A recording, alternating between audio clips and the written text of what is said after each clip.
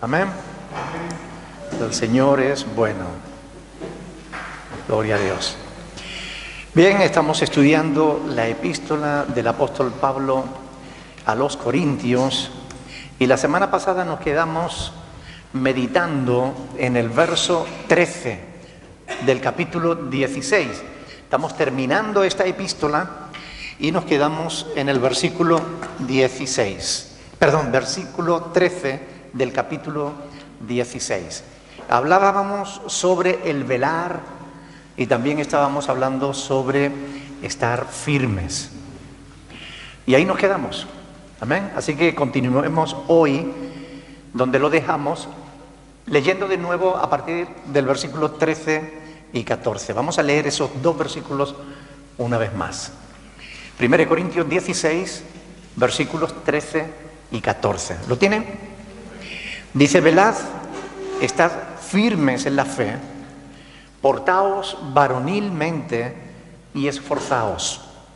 Todas vuestras cosas sean hechas con amor. Amén. Estad firmes en la fe. Ya comentamos la semana pasada que hay una sola fe, ¿verdad? Aunque veamos muchas formas de vivir la fe, pero en realidad hay una sola fe verdadera revelada en las Sagradas Escrituras. Ahora, estudiando la palabra de Dios, ¿podríamos decir que los apóstoles predicaban una misma cosa? ¿Sí o no? ¿Qué piensan? ¿Los apóstoles predicaban el mismo evangelio, sí o no?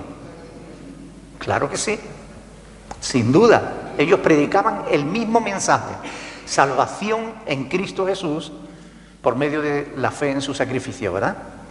Ahora, ¿se predica hoy en todos lados una misma cosa? ¿Se predica hoy en todas las iglesias un mismo evangelio? Desgraciadamente, no. Ahora, ¿por qué razón? ¿No será que se ha dejado de lado las Sagradas Escrituras? ¿Verdad? ¿No será que se le ha dado más importancia a las palabras de los hombres que a las palabras de Dios? ¿Será que tendremos que volver otra vez a oír las palabras que el Señor Jesús dirigió a los religiosos de su tiempo? Me gustaría que fuéramos al Evangelio de Marcos, capítulo 7, Marcos, capítulo 7, para que leamos las palabras que Jesús dirigió a los religiosos de su tiempo. Marcos, capítulo 7. Vamos a leer a partir del versículo 1. ¿Lo tienen? Dice la palabra del Señor que se juntaron a Jesús los fariseos y algunos de los escribas que habían venido de Jerusalén, los cuales, viendo a algunos de los discípulos de Jesús comer pan con manos inmundas, esto es, no lavadas, les condenaban, porque los fariseos y todos los judíos, que dice, aferrándose a la tradición de los ancianos, si muchas veces no se lavan las manos, no comen. Y volviendo de la plaza, si no se lavan, no comen. Y otras muchas cosas hay que tomaron para guardar, como los lavamientos de los vasos de beber y de los jarros. ¿Hay algún problema con el sonido? No, ok. Como los lavamientos de los vasos de beber y de los jarros y de los utensilios de metal y de los lechos. O sea, ellos estaban llenos de tradiciones, ¿verdad? Les preguntaron pues los fariseos y los escribas: ¿por qué tus discípulos no andan conforme a la tradición de los ancianos, sino que comen pan con manos inmundas?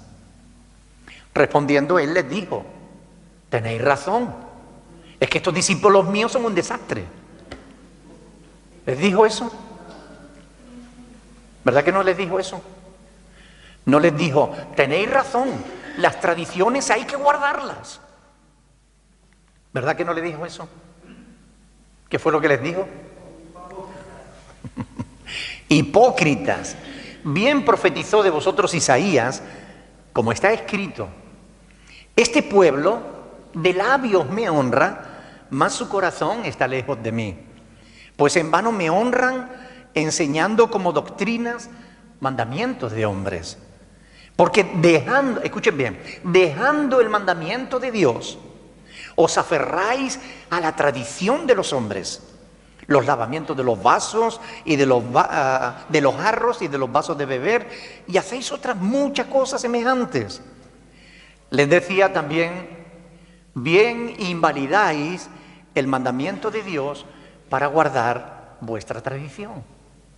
Así pues, aquí vemos cómo Jesús pone mucho más importancia en la palabra de Dios, en los mandamientos de Dios, que en las tradiciones de los hombres. Sin embargo, hoy en día se le da más importancia, ¿no creen ustedes?, a las tradiciones que a los mandamientos de Dios. Una vez yo hablándole a mi mamá sobre la idolatría, ella me decía, pero hijo, es que siempre hemos creído lo mismo. Es que a mí me enseñaron eso y yo ¿cómo voy a cambiar ahora? Bueno, mamá, pero es que hay que guardar los mandamientos de Dios. Y es importante eso. A ver los técnicos si guardan un poquito de silencio allí detrás. Me despistan. Es importante que guardemos las tradiciones que van de acuerdo a la voluntad de Dios. Pero aquellas que no van de acuerdo a la voluntad de Dios, hay que desechar esas tradiciones y acogerse a lo que la palabra de Dios dice, a los mandamientos del Señor. ¿No creen ustedes? Realmente eso es lo que hay que hacer, ¿no? Ahora, ¿ocurre eso hoy? ¿Cumplen la gente los mandamientos de Dios o caminan más bien en sus tradiciones? Desgraciadamente así es, ¿verdad? Se anteponen las tradiciones humanas a los mandamientos de Dios. ¿Podéis poner algún ejemplo? Cuando las tradiciones humanas se anteponen a los mandamientos de Dios, actual. Las procesiones. Por ejemplo, ¿verdad? En mi tierra, ahora, bueno, ya dentro de la próxima semana, comienzan ya a sacar los ídolos a la calle. Y los pasean, los engalanan con piedras preciosas, con oro, con plata. Los llenan de flores, le cantan canciones emotivas. La gente sale, llora. Si llueve y no puede salir a la calle porque se moja y se puede estropear el Cristo porque es de palo y se puede estropear. Entonces si llueve se ponen a llorar porque su Cristo no ha podido salir, ¿no? Pero miren, no se dan cuenta de que esos ídolos que ellos adoran tienen ojos que no ven. Precisamente lo tienen que cargar porque aunque tengan piernas no andan. Pero se aferran a las tradiciones de los hombres en vez de guardar los mandamientos de Dios. ¿Cuál es el segundo mandamiento de la ley de Dios? ¿Cómo? El gran mandamiento. El segundo mandamiento de la ley de Dios. No te harás imagen ni ninguna cosa de lo que se le parezca a lo que está en el cielo, ni en la tierra, ni en las aguas debajo de la tierra, ni te inclinarás a ella, ni las honrarás, porque yo soy el Señor tu Dios. Es decir, el segundo mandamiento de la ley de Dios es que no seamos idólatras. Pero ¿hay gente idólatra hoy en día? Claro que las hay. ¿Y qué les motiva? La tradición, las tradiciones humanas. Y anteponen las tradiciones humanas a los mandamientos de Dios. Así que es contrario eso a la voluntad de Dios, ¿verdad? La Iglesia Católica Romana está llena de ejemplos que anteponen las tradiciones humanas a los mandamientos divinos. Pero eso en la Iglesia Protestante no ocurre, ¿verdad que no? Ni en la Iglesia Evangélica tampoco, ¿no? ¿O sí? Desgraciadamente, también las iglesias evangélicas están llenas de tradiciones. ¿Pueden poner algún ejemplo? ¿Una tradición evangélica?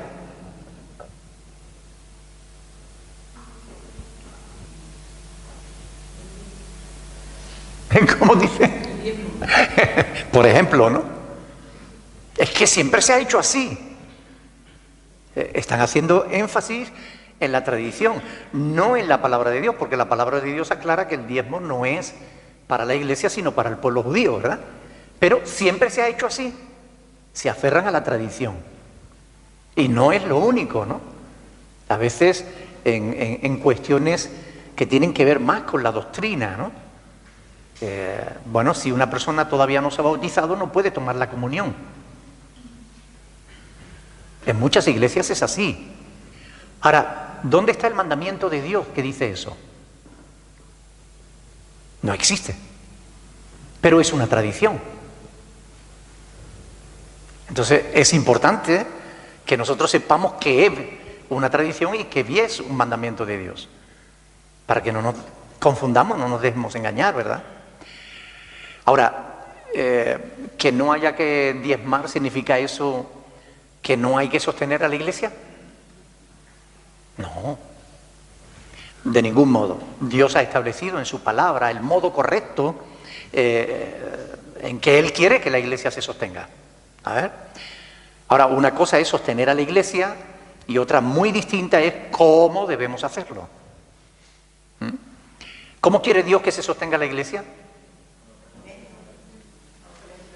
Con ofrendas voluntarias que se recojan el primer día de la semana. Así está escrito en la palabra de Dios, ¿verdad? Actualmente existe la tendencia de que, como todo el mundo está oyendo de que diezmos no, y en las redes sociales hay incluso un movimiento contra el diezmo, únete al diezmo no, con pancartas y todo, ¿eh? Ya se han hecho manifestaciones contra el diezmo en Latinoamérica. Debido a esa campaña que se está haciendo contra el diezmo, hay mucha gente que está dejando de ofrendar. Hay mucha gente que está perjudicando la obra de Dios, porque no están dando como debieran dar para sostener la obra del Señor. El cristiano que no colabora con el sostenimiento de la obra de Dios es un cristiano que está pecando. ¿Sí o no? ¿Seguro? Bueno, algunos no lo creen porque no dicen nada. ¿Ustedes creen que el cristiano tiene que sostener la obra de Dios, sí o no? Es un mandamiento. Claro. Sí, y si es un mandamiento y no lo cumplimos, estamos incumpliendo la voluntad de Dios, ¿no? Ahora, cuando un cristiano es negligente en el uso del dinero, está pecando. ¿Ok? Cuando un creyente gasta sus recursos en cosas innecesarias y después no ayuda al sostenimiento de la iglesia porque se lo gastó en lo que no era necesario, pues tendrá que dar cuenta delante de Dios. Y hay que tener cuidado con la ley del péndulo, de que nos quitaran el diezmo y ofrendas y primicias y siembras y pactos y no sé qué y no sé cuánto, y de un extremo, ¡boom!, nos vamos al otro extremo. Y ya no, a la iglesia no hay que darle. Al pastor que trabaje. Pero oiga, ¿qué pastor no trabaja en la iglesia? Que se lo digan a mi mujer, que no me ve nada más que de noche un rato. ¿O no? Claro. Es decir, hay que tener cuidado con los extremos, ¿no? Con la ley del péndulo, como yo digo, ¿no? Debemos estudiar la palabra de Dios siempre para saber cuál es la voluntad de Dios en todas las cosas. En la economía, en cuestión a las tradiciones, siempre debemos, de todas formas, escudriñar las Sagradas Escrituras para que comprobemos cuál sea la voluntad de Dios. Amén. Y Pablo dice que la voluntad de Dios es agradable y perfecta. O sea que la voluntad de Dios no es para hacernos daño. Dios no pone sus mandamientos para fastidiarnos. Dios pone sus mandamientos porque el cumplir los mandamientos de Dios al final es bendición para nuestra vida. ¿O no es verdad que cuando nosotros estamos bien con Dios, vivimos mejor? Más alegres, más contentos, con más paz. A lo mejor no tenemos para mucho, pero disfrutamos lo que tenemos. ¿Es verdad o no? Ahora, tú puedes tener todo lo que tú quieras, pero si no estás bien con Dios, no disfrutas de nada. Y eso es importante tenerlo en cuenta, ¿no? Ahora, el diezmo no es la única tradición que hay en muchas iglesias evangélicas. Hay otras muchas cosas que se hacen y que no están, no porque estén escritas en la palabra de Dios, sino porque siempre se ha hecho así, ¿no? Yo creo que es tiempo de que cada uno de nosotros pongamos nuestra fe en el yunque y comencemos a golpearla con la palabra de Dios. A ver qué queda. Porque la palabra de Dios debe ser el filtro que nos permita averiguar cuánto de Dios hay en lo que creemos, ¿no? Entonces, no hay que tener miedo a probar nuestra propia fe. No hay que tener miedo a cuestionarnos a nosotros mismos. No hay que tener miedo. Hay que tener miedo al alineamiento. Es decir, a hacer siempre lo que te digan sin cuestionarte nada. A eso sí deberías tenerle miedo. Porque nosotros tenemos un cerebrito que Dios nos puso y se habla del sentido común, ¿no? Pero desgraciadamente yo creo que el sentido común es el menos común de todo, ¿no? A veces no usamos la cabecita, y es importante que la usemos. Ojalá que todos los pastores predicásemos lo mismo. La Biblia habla de una sola fe, pero desgraciadamente no es así. Y bueno, sabemos que no puede ser así porque ya estaba profetizado que así iba a ser. Dios se anticipa en el tiempo a todas las cosas y Él sabía que en los últimos tiempos muchos engañadores iban a salir por todo el mundo predicando cosas que no eran como si fueran, enseñando herejías, doctrinas destructoras. Y bueno, ¿qué tenemos que hacer nosotros? Pues según el apóstol Pablo en 1 Corintios capítulo 16, versículo 13, estad firmes en la fe. Amén. Estad firmes en la fe. ¿Qué significa eso? Que no nos dejemos mover fácilmente de nuestro modo de pensar. Que no seamos fluctuantes. Esta es una exhortación que aparece continuamente en las epístolas del apóstol Pablo. Estad firmes. Ya en el 15:58 lo dijo, ¿verdad? Dice ahí, así que hermanos míos amados, estad firmes y constantes, creciendo en la obra del Señor siempre, sabiendo que vuestro trabajo en el Señor no es en vano. ¿Por qué tanta insistencia en esto? Porque vamos a ser tentados a rendirnos. Vamos a darnos por vencido alguna que otra vez, si no estamos con cuidado, si no estamos apercibidos, vamos a pasar por dificultades. Hay un montón de pasajes, Gálatas 5:1, Filipenses 1:27, Filipenses 4:1, Tesalonicenses 3:8, Segunda de Tesalonicenses 2:15. En todos esos pasajes, el apóstol Pablo exhorta a permanecer firmes. Así que no cabe la menor duda de que Dios le da mucha importancia a esto, de estar firme. La pregunta que tendríamos que hacernos es, ¿estoy yo firme en la fe? ¿Estoy firme en la fe verdadera, en la fe revelada en las Sagradas Escrituras? ¿Estoy firme en la palabra? ¿Sí o no? Cada uno nos tenemos que hacer esta pregunta, ¿no?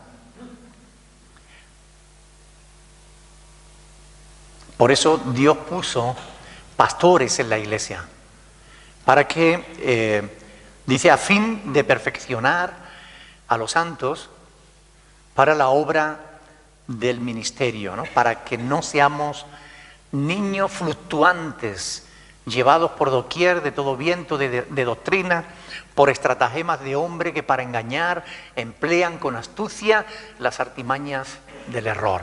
Eso lo dice el Pablo en Efesios capítulo 4, versículo del 11 al 12, ¿verdad?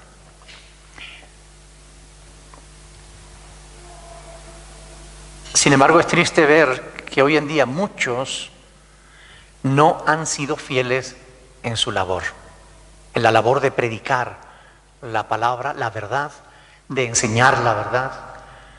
No han sido fieles. Y es importante que nos demos cuenta de esto.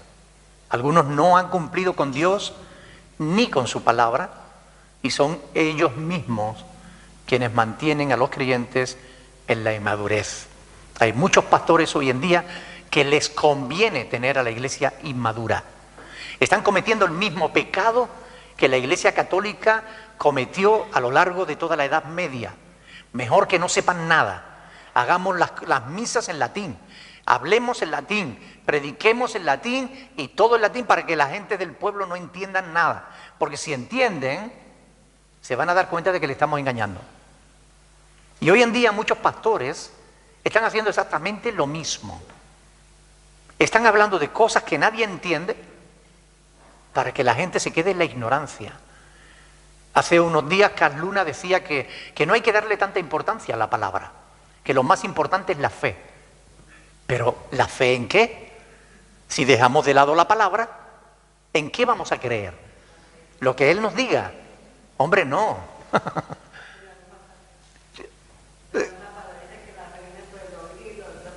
El oír de la palabra de Dios, claro.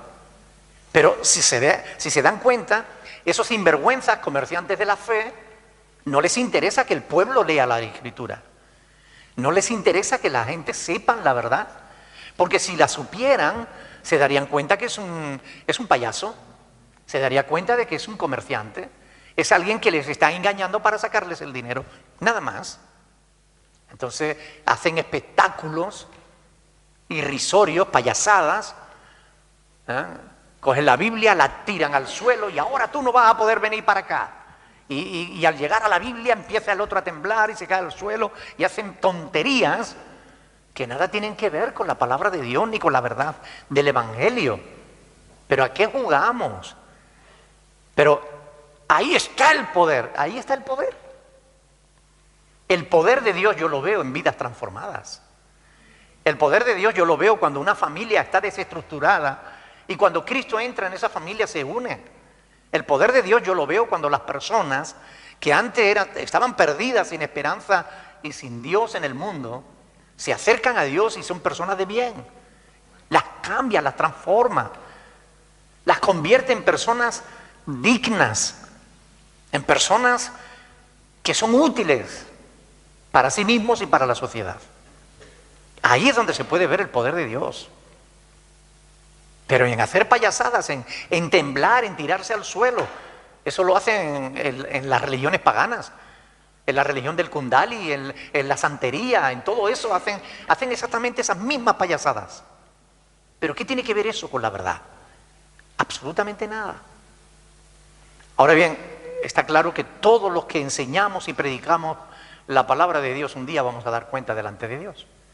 Por eso algunos, cuando se acerquen a Jesús, Él les va a rechazar. Y serán aquellos que dirán, pero Señor, pues si yo le prediqué a multitudes, si yo hice milagros y apartados de mí, hacedores de maldad, no os conozco, les dirá el Señor. Porque da igual que arrastren multitudes, porque las están arrastrando no para el cielo, sino al infierno. Esos locales maravillosos que hacen, esos auditorios para miles de personas, son auditorios donde la gente se les roba la fe, donde a la gente se les manipula y se les convierte en pantomimas. Se lleva a la gente solamente a un espectáculo que les hace sentir bien, les engañan, les comen el coco, pero después siguen siendo las mismas personas, con los mismos problemas, con las mismas actitudes, con los mismos errores, practicando los mismos pecados. ¿Dónde está el poder de Dios? ¿En caerse al suelo y después levantarse y volverte a caer? ¿O que alguien te dé con la chaqueta? Hombre, por favor. No enseñando la verdad, sino aquello que le conviene a sus propios intereses. Así, de ese modo, algunos pastores se están haciendo verdaderamente ricos. Pero ricos solo en plata, ricos solo en dinero. En el reino de los cielos no tiene ni un centavo. Jesús dijo, no os hagáis tesoros en la tierra, donde la polilla y el orín corrompen. Haceos tesoros en el cielo. Amén. Ahora estos ya tienen su recompensa. Hay pastores también negligentes que no enseñan mal por maldad, porque sean comerciantes o mentirosos, no, no, no, sino por simple pereza. Enseñan lo que le han enseñado a ellos, no se preocupan, no investigan, no escudriñan, no se esfuerzan, compran un librito de sermones y ya tienen para todo el año. Y domingo a domingo pues se lee el sermoncito y lo lee a la congregación y después se va a su casa y se queda contento con eso, ya está, ya cumplió. Y son negligentes porque la iglesia tiene hambre y no come, porque la iglesia está sedienta y no bebe, porque la iglesia está enferma y no hay quien le sane. Y son negligentes. El pastor tiene que estar al cuidado de la iglesia. Por eso hay que orar y estudiar las Sagradas Escrituras. Hay mucha gente en las iglesias, que quieren ser pastores. A mí muchos me han dicho, pastor, yo quisiera ser pastor. Pastor, yo quiero que usted me prepare para ser pastor. Así de carta recibo, pastor, yo soy llamado por Dios al ministerio y quiero que usted me prepare. Y cuando le digo que hay que hacer un estudio y tal, no, no, pastor, pero la unción del Espíritu, no, la unción del Espíritu. Quieren predicar y enseñar sin aprender. Y eso no es posible. Nadie puede dar lo que no tiene. Eso es un refrán majorero que el hijo de Vizcaíno lo repetía siempre, ¿no? De donde no hay no se puede sacar. Y es verdad, nadie puede dar lo que no tiene. No cabe la menor duda de que para poder enseñar primero hay que estudiar. Y eso es importante, ¿no? Muchas horas de estudio, de duro trabajo, de oración, de estar dispuesto a inmiscuirse en conflictos, a veces familiares o grupales. Estar siempre ahí, dispuestos a la crítica, a la murmuración, expuesto al juicio de quienes no entienden la responsabilidad pastoral. Pero eso es el ministerio. Por esa razón, aunque son muchos los que pretenden ser pastores, no son muchos los que consiguen ser buenos pastores. Yo por eso estoy orando a Dios que me ayude a ser un buen pastor. Ahora bien, es importante entender aquí que estas palabras del apóstol Pablo en 1 Corintios 16:13, estad firmes en la fe, no la está diciendo Pablo solo a los pastores, las está diciendo a la iglesia, a los corintios, a todos los cristianos. Así que no solo los pastores tenemos la responsabilidad de permanecer firmes en la fe. Ustedes tienen también la responsabilidad de estar firmes en la fe. Y para estar firmes en la fe, ¿qué es lo que se necesita? Primero conocer la fe, saber en qué fe hay que estar firme. Por tanto, hay que también estudiar para saber la fe revelada en las Escrituras. Hay que estar firmes. Tú tienes que estar firmes.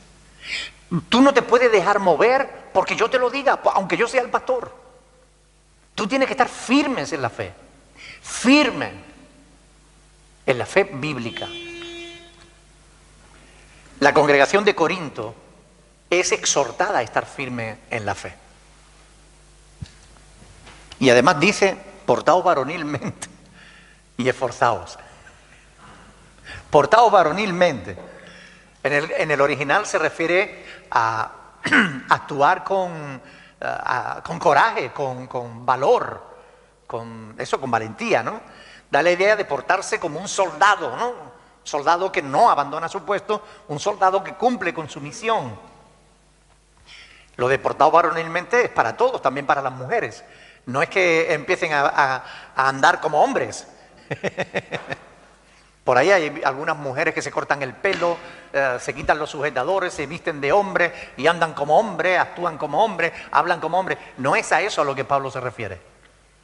Cuando dice portaos varonilmente, se refiere a que también las mujeres sean valerosas, también las mujeres permanezcan firmes en la fe, también las mujeres no se dejen mover de su lugar. ¿Ok? Y para eso es importante que nosotros entendamos bien lo que esto significa, ¿no? Ningún soldado de Jesucristo debe rendirse Amén. Porque en su presencia no hay lugar para los cobardes, ni para los débiles.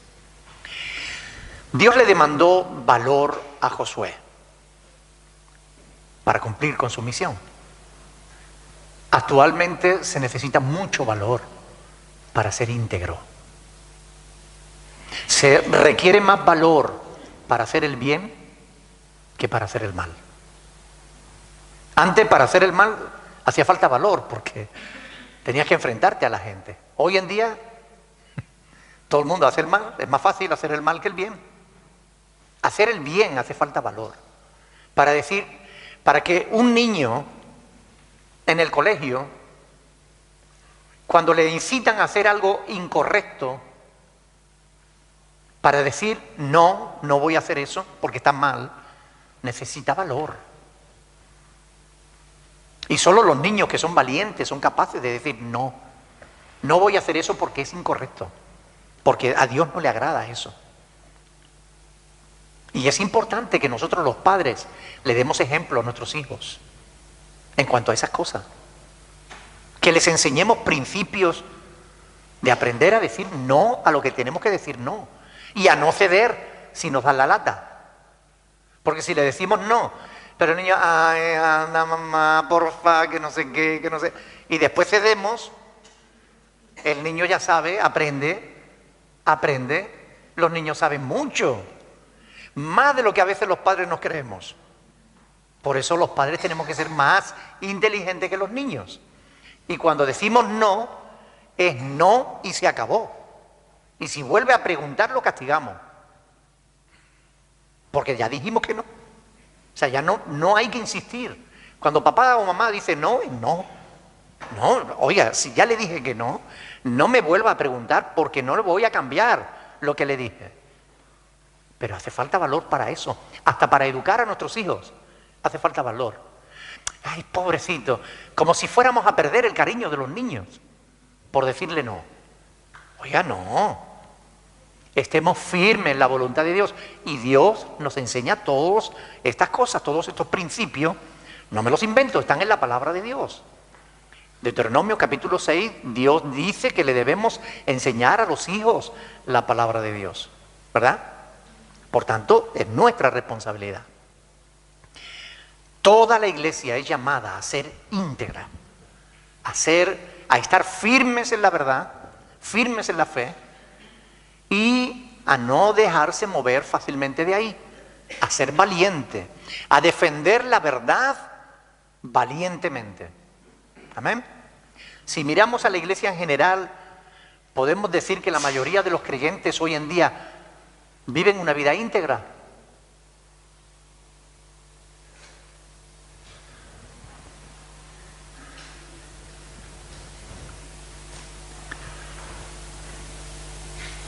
El gran problema que tenemos hoy en día es que hay muchos que se creen creyentes sin serlo. Justamente porque esos grandes locales de los que hablaba antes se llenan de gente que cantan canciones que son bonitas y tal, y creen, les predican cosas, creen que le están predicando la verdad, creen que están adorando a Dios, cuando en realidad están perdiendo el tiempo y hasta la vida. Entonces, no todo el que dice que es creyente realmente lo es. Bueno, creen, pero ¿crees en la verdadera fe, en la fe revelada en la palabra de Dios? ¿Te molestas al llegar a tu casa y comprobar si lo que se te ha predicado es verdad o no? ¿Te molestas en comprobarlo? Porque hay que hacerlo. Hay que asegurarse de si lo que nos están enseñando es verdad o no lo es. No todo el que asiste a una iglesia es cristiano. Porque alguien puso un ejemplo una vez, dice, hombre, porque yo vaya a un garaje no me convierto en vehículo. Así que yendo a la iglesia no me convierto en cristiano por eso, por ir a la iglesia. A la iglesia, o sea, para que tú te conviertas en cristiano, tienes que arrepentirte de tus pecados, tienes que convertirte a Cristo, tienes que entregarle tu corazón y estás dispuesto a vivir la vida que Él quiere. Si no, da igual que tú lleves 30 años yendo a una iglesia, tú no eres cristiano. Ir a una iglesia no te convierte en cristiano. La relación personal con Dios es lo que te hace creyente. Amén. Por tanto, hoy más que nunca se necesitan hombres y mujeres valientes, capaces de mantener la fe, con valor, con perseverancia, con firmeza, estar dispuestos aún a ser humillados por causa de Cristo. ¿Por qué dice ahí el apóstol Pablo, y esforzaos? ¿Por qué piensan ustedes que dice eso? Ya ha dicho, velad, estar firmes en la fe, portaos varonilmente. Y ahora añade, y esforzaos. ¿Por qué creen ustedes que dice eso el apóstol Pablo? Porque no es fácil. Porque a veces lo hacemos durante un tiempo y desmayamos. Y a veces nos cansamos. Corregimos a los niños un tiempo, pero después nos cansamos de corregirlos y los dejamos hacer. Cuando alguien cuenta un chiste feo, lo corregimos, pero cuando son varios los que los cuentan, nos callamos la boca y no decimos nada. Tenemos que permanecer firmes, tenemos que esforzarnos, no va a ser fácil. Estamos viviendo en un mundo que no ama a Dios, en un mundo que no quiere saber de Dios, en un mundo que se deleita en el pecado, en la maldad. Por tanto, no va a ser fácil. Así que debemos esforzarnos, ser fuertes y además hacerlo todos los días. Por eso yo muchas veces le digo a la gente, ánimo valiente, que no es lo mismo que decir valiente ánimo. Cambia el orden de las palabras, ahí sí cambia el sentido, ¿verdad? El resultado. Versículo 14. Vamos adelante. A ver si somos capaces de terminar la epístola. Versículo 14 dice, todas vuestras cosas sean hechas con amor. ¿A qué se refiere cuando dice todas vuestras cosas?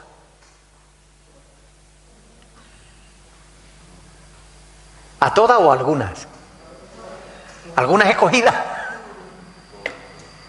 Todas vuestras cosas sean hechas con amor. Todo lo que hacemos. Pero se refiere dentro de la iglesia, ¿no? ¿Fuera también? Bueno, en la iglesia y en la calle, ¿no? Pero en casa no, ¿no? ¿También? También en casa tenemos que hacer las cosas con amor.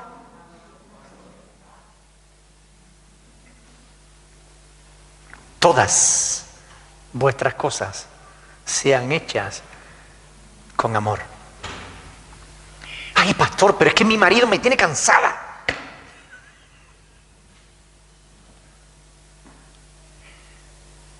Con amor. Pastor, pero es que mi mujer... con amor. Con amor. Todas las cosas sean hechas con amor. Ahora, ¿qué significa con amor? ¿Qué significa eso?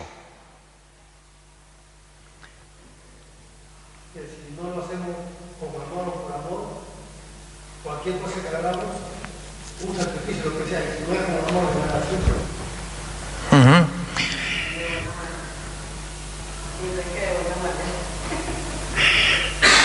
Tenemos que velar porque nuestras motivaciones sean las correctas. Que de verdad sea el amor lo que nos motive, no otras actitudes. ¿Y si no lo siento?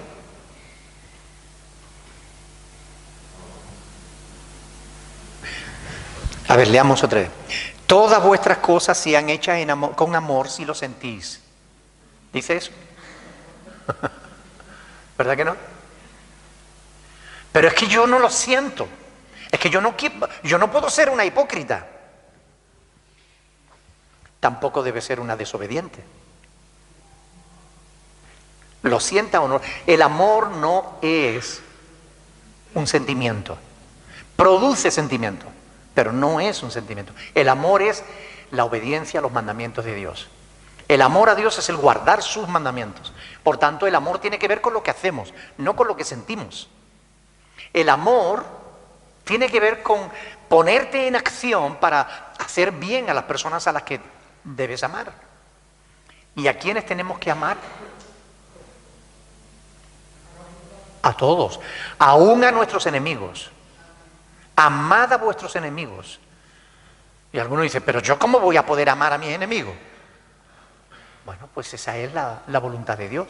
Amar no significa que te sientas atraída por el enemigo. Significa simplemente que no hagas nada contra tu enemigo. Que lo trates a él como te gustaría que él te tratara a ti. Esa es la regla de oro. Eso es lo que Dios demanda. Que hagamos todas las cosas con amor. En otro lugar dice, hacerlo todo como para el Señor. ¿Al Señor le pondrías tú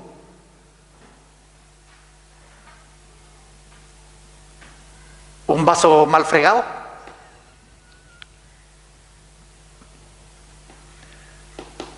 ¿Al Señor le mirarías tú como mira a veces a tu pareja? Todo lo que hagáis, hacerlo como para el Señor. Son cosas sencillas, yo no estoy hablando de cosas profundas, pero son cosas bíblicas que están en la palabra de Dios y que tienen que ver con lo que Pablo dice aquí. Esforzaos, esforzaos. Vamos a tener que esforzarnos para conseguir eso. ¿Sí o no? Claro, tenemos que esforzarnos para que todas nuestras cosas sean hechas con amor. Tenemos que esforzarnos, porque eso no es algo que nazca de forma natural en el corazón humano. Eso va contra la naturaleza. Este mandamiento de Dios va contra la naturaleza. Nuestra naturaleza de pecado quiere hacerle bien a la persona que le hace bien, pero quiere machacar a la que le hace mal. Amén. Seamos sinceros. Pero no es eso lo que Dios quiere. Por tanto, tenemos que controlar lo que sentimos, controlando lo que pensamos, para que podamos hacer la voluntad de Dios. Y para eso hay que esforzarse.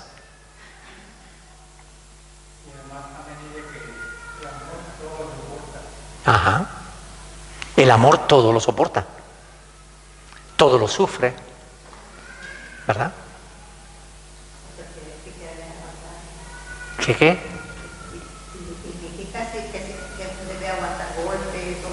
No. Eso no significa que haya que soportar malos tratos.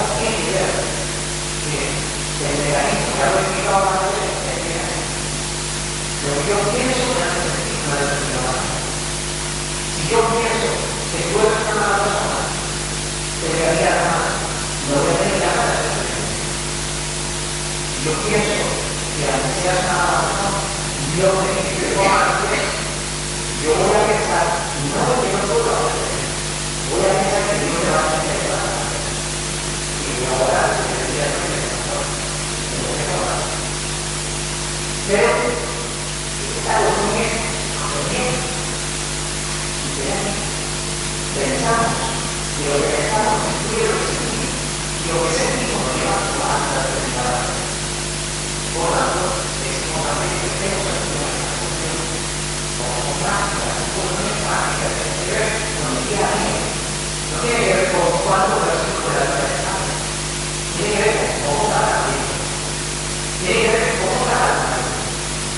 Tiene que ver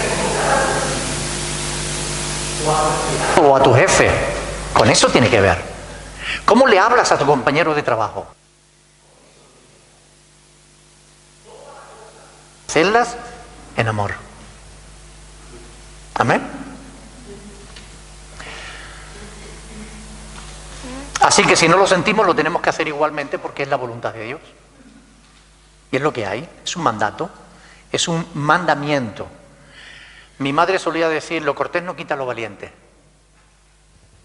Es un refrán. Está diciendo que justamente eso, ¿no? Que ser valiente y actuar cortésmente. Actuar cortésmente no quita valor, no quita la valentía. ¿Recuerdan 1 Corintios capítulo 13? ¿De qué habla ese capítulo de la Biblia? Del amor. Del amor. Y si yo hiciera esto y aquello y lo otro y lo demás para acá y más para allá, pero no tengo amor, de nada me sirve. Y justamente está metido entre el capítulo 12 y el 14, que habla sobre dones y ministerios. Así que si tú quieres hacer algo para Dios, comienza por amar. Amar a tus semejantes, a los que tienes más cerca primero, y después ve abriendo el círculo, hasta que ames a todos, porque esa es la voluntad de Dios. ¿Sí o sí? Primero el amor a Dios y su palabra. Después el amor al prójimo. Porque, ¿qué ocurre si ponemos el amor al prójimo antes que a Dios y su palabra?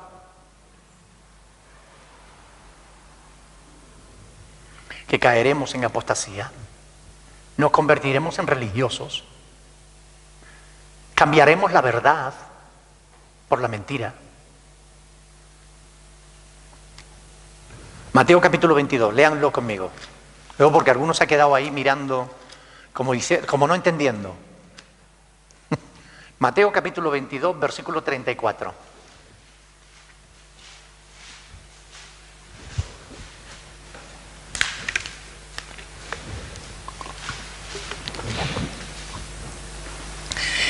Versículo 34 dice, entonces los fariseos, oyendo que había hecho callar a los saduceos, se juntaron a una.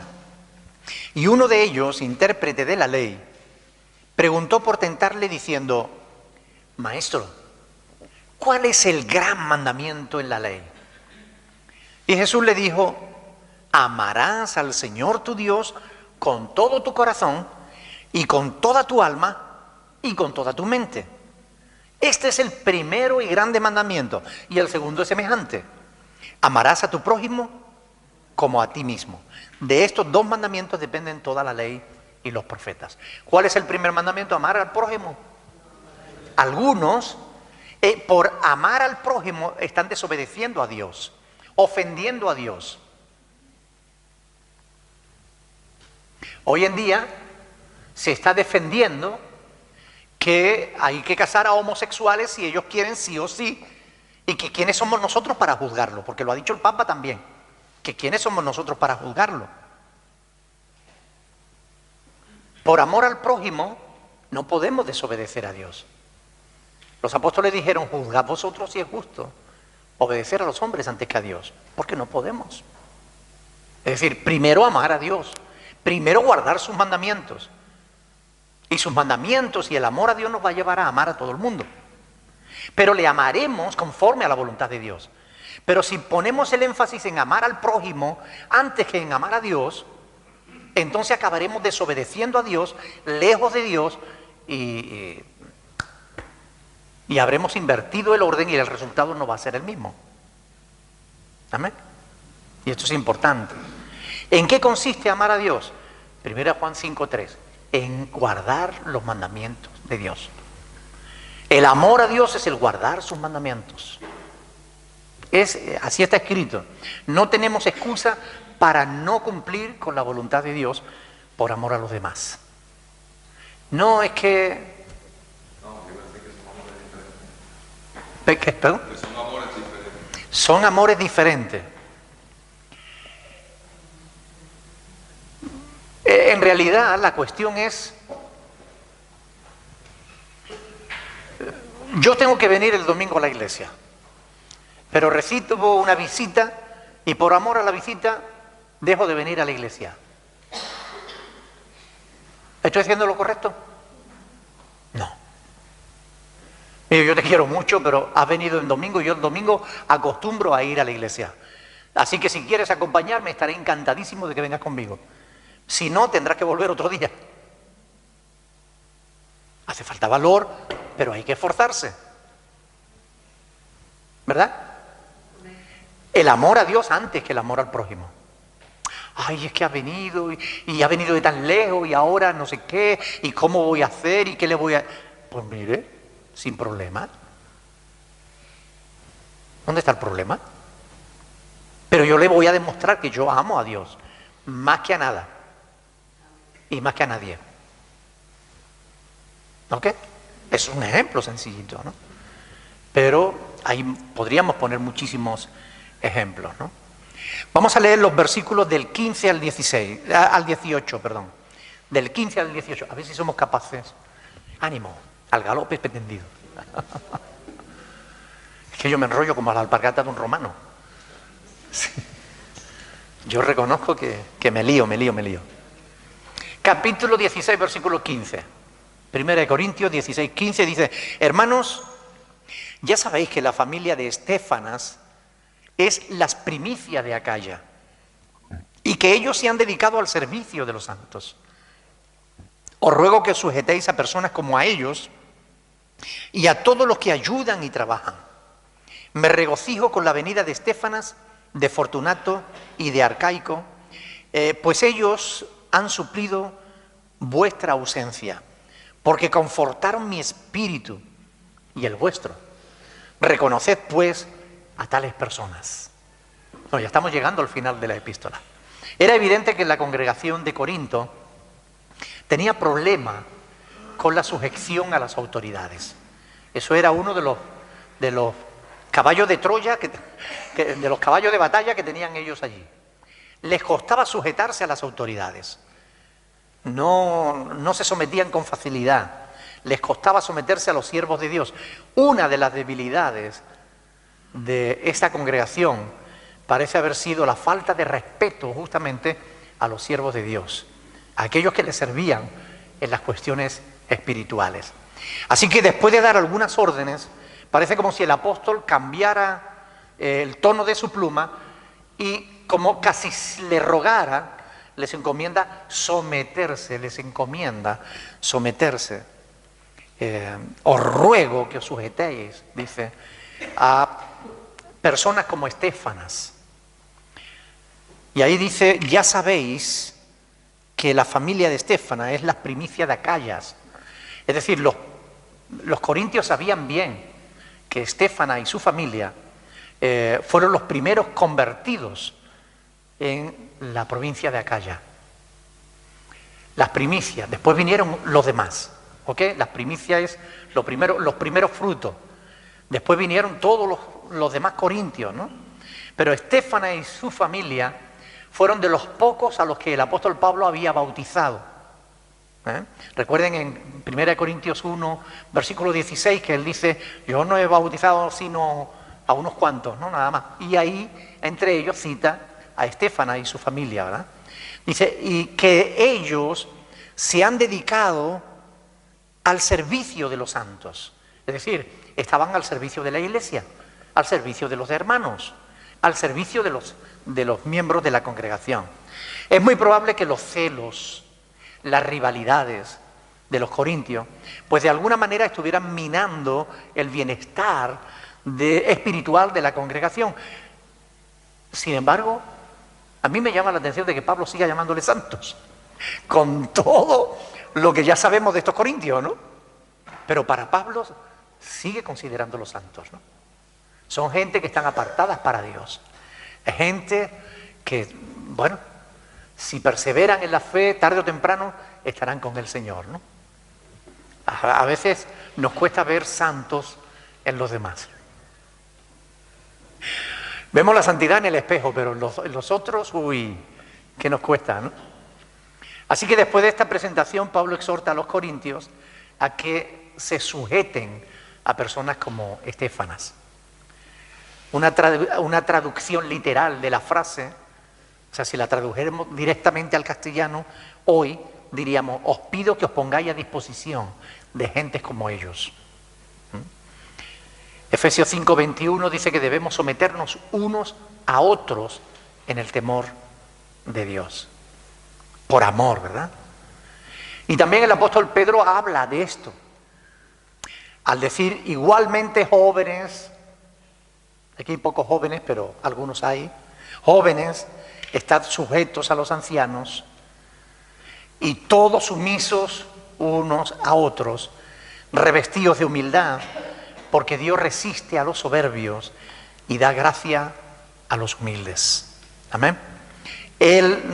La mutua sujeción, el mutuo sometimiento, someternos unos a otros, respetarnos unos a otros, amarnos y respetarnos, sujetarnos unos a otros. Si la hermana está limpiando o el hermano está limpiando, pues yo no puedo entrar por ahí como Juanito por mi casa, ¿no? Porque debo respetar el trabajo que está haciendo la hermana o el hermano, ¿no? Entonces, si alguien está hablando con una persona, yo no puedo ir allí e interrumpirle porque yo soy yo y me tiene que escuchar. Oiga, no. O sea, tenemos que amarnos unos a otros, sujetarnos unos a otros. Si un hermano está de ujier y nos dice, hermano, por favor, siéntese más para adelante porque hay sitios vacíos para que los que vengan, sometámonos. O sea, unos a otros en el temor a Dios. Porque es la voluntad de Dios que lo hagamos así, porque eso colabora a un bienestar común, porque eso hace que la iglesia funcione mejor. Y no es bueno tener un buen ambiente en la iglesia. Yo doy gracias a Dios por el ambiente de esta congregación. Me gusta el ambiente de esta congregación. Sin embargo, a veces veo ciertas actitudes que no me gustan. El otro día una hermana que hacía mucho tiempo que no venía, el domingo me comentó al final del culto, porque le pregunté, ¿y qué fue? ¿Por qué no sigues viniendo? Me dijo, pastor, porque dos personas, dos hermanas en la puerta, las saludé y ni me respondieron. Me pusieron mala cara. Yo dije, tierra, trágame. Tierra, trágame. Una de las cosas que más me impactó a mí cuando yo llegué por primera vez a la iglesia fue la forma en que se me recibió, con cariño, con respeto. Y eso es muy importante. Y todos debemos hacer el esfuerzo que sea necesario para que nos sintamos a gusto y que cualquier persona que venga se sienta a gusto. Yo no puedo hablar siempre con Miguel, porque me cae bien Miguel. Y no saludar a Óscar Eduardo, porque me cae mal Óscar Eduardo. No, yo voy a hablar con Miguel, voy a hablar con Óscar Eduardo. Y a lo mejor conociéndolo me va a caer mejor. Y no es que me caiga mal a Óscar Eduardo, es un ejemplo. Pero ¿me entienden lo que les quiero decir? La relación, el mutuo conocimiento, a veces quita los malos entendidos, a veces nos ayuda a conocernos más profundamente y nos ayuda a amarnos con facilidad. Que no nos cueste, que no nos tengamos que esforzar tanto por amarnos los unos a los otros, sino que realmente, bueno, como dice el apóstol Pablo, ¿no? Dice, nada hagáis por contienda o por vanagloria, antes bien con humildad, estimando cada uno a los demás como superiores a él mismo, no mirando cada uno por lo suyo propio, sino también por lo de los otros. Me encanta ese pasaje. ¿A ti no? ¿Verdad que nos gusta cuando uno llega a un lugar que se nos salude, que se nos pregunte qué tal, cómo te has sentido? O sea, que se te tenga en cuenta. Eso es importante. Yo creo que es muy importante. Y eso hace que uno tenga ganas de volver. Ahora, si llegas y saludas, buenos días, y te ponen mala cara y ni siquiera te responden. Qué triste, ¿no? El autor de Hebreos ahonda todavía más en esta exhortación de respetar y de obedecer, especialmente a los que sirven al Señor, ¿no? Que no es solo el pastor, Que en la iglesia son muchos los que sirven. Hebreos 13:17 habla de los pastores. Obedeced a vuestros pastores y sujetaos a ellos, porque ellos velan por vuestras almas como quienes han de dar cuenta. Pero en realidad, ya nos dijo en Efesios 5:21, someteos unos a otros en el temor a Dios. Y es importante. Si una maestra de escuela dominical viene y te dice, mire, hermano, que su hija se está portando muy mal en la escuela dominical, o su hijo se está portando muy mal en la escuela dominical. Mi hijo, respete que le están sirviendo, le están ayudando a educar a su hijo. Colabore, no ponga pegas. Hagamos lo posible porque realmente los niños sean bien educados. Y nosotros los tenemos un ratito el domingo por la mañana. La mayor parte del tiempo están con los papás en la casa. Y son los papás los que tienen que educarles, los que tienen que enseñarles lo que es correcto y lo que no es correcto. Que haya un grupo de niños y todos estén haciendo una cosa y uno diga, pues yo no lo hago. ¿Por qué? Porque no quiero. ¿Qué clase de educación recibe ese niño en su casa? Entonces, son cosas que tenemos que cuidar. Tenemos que cuidar que nuestros hijos sean bien educados. Pero para ello tenemos que interesarnos. Es decir, lo más fácil es, llegamos a la iglesia, soltamos al niño y que los maestros se hagan cargo de ellos. Pero después, cuando llega el niño de la escuela dominical, ni siquiera le preguntamos, ¿y qué hiciste? ¿Qué te han enseñado? ¿Tienes algún trabajo que hacer? ¿Te han puesto algún versículo para memorizar? No colaboramos. Y entonces de esa manera los niños dicen, mis padres no le dan importancia a las cosas que me enseñan, ¿por qué se las voy a dar yo? ¿Ustedes entienden?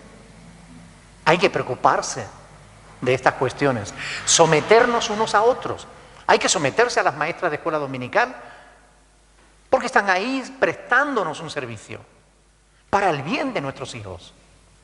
Hay que someterse a los sugieres que están ahí porque están ahí para hacer que haya orden en el culto, para hacer que todos estemos cómodos.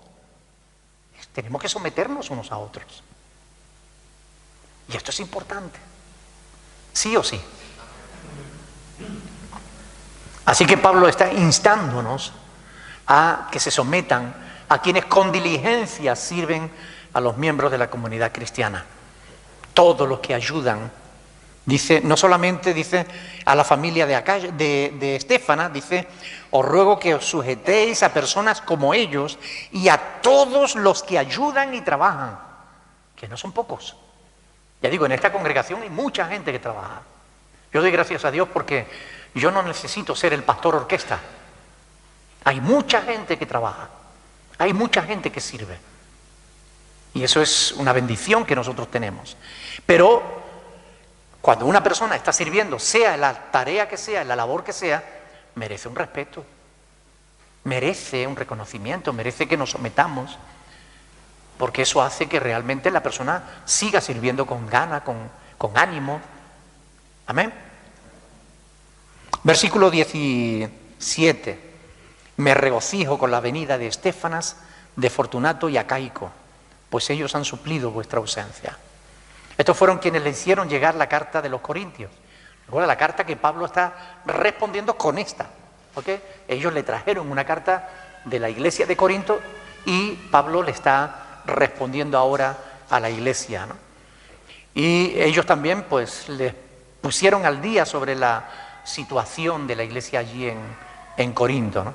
Y a pesar de las malas noticias que traían, porque realmente era tremendo lo que estaba pasando en Corinto, aún así a la llegada de estos hermanos, el apóstol Pablo se regocijó con ellos.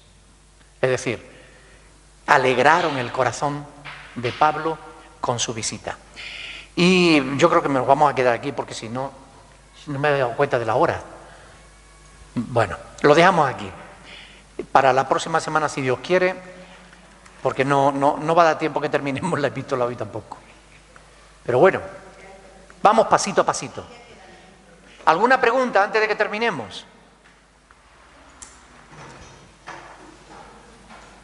¿No hay preguntas?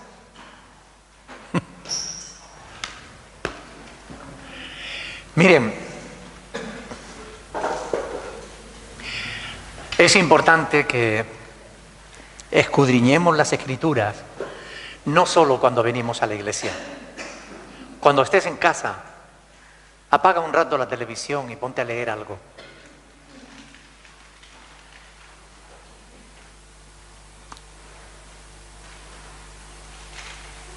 Porque ese ratito puede marcar la diferencia.